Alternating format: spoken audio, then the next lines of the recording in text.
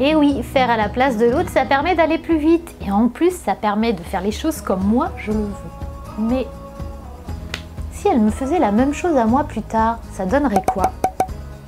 La deuxième étude dont je voulais vous parler, elle date de 2013 et elle a été réalisée auprès d'une population européenne. Elle porte, elle, sur l'aide des enfants à leurs parents âgés, mais sur le plan des capacités cognitives, c'est-à-dire des capacités mentales ou en lien avec la mémoire. Alors le point de départ de cette étude, c'est toujours pareil, c'est qu'il existait des contradictions dans les recherches antérieures ou en tous les cas des études qui ne permettaient pas d'établir clairement un lien de causalité entre l'aide reçue et le fonctionnement cognitif.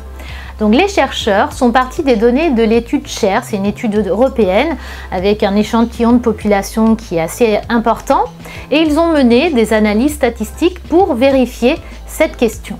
Alors qu'est-ce qu'ont observé ces chercheurs? Eh bien ils ont observé un lien de causalité direct entre le fait d'avoir une fille et le déclin des capacités cognitives avec l'âge. Alors il s'agit là de corrélation statistique, puisque ma mère qui a 2 filles va se dire: qu'est-ce qui peut expliquer ce lien de causalité? Eh bien, les filles ont tendance à être plus souvent, à occuper plus souvent le rôle d'aidant par rapport à leurs parents, ça c'est un premier point.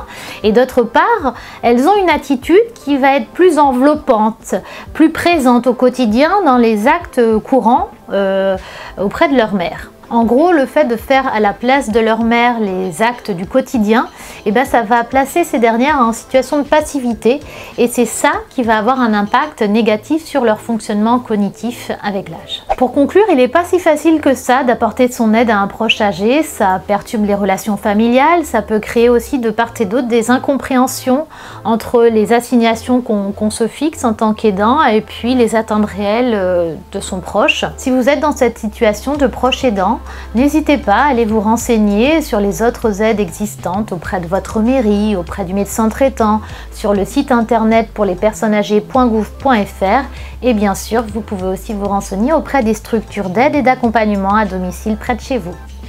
À bientôt!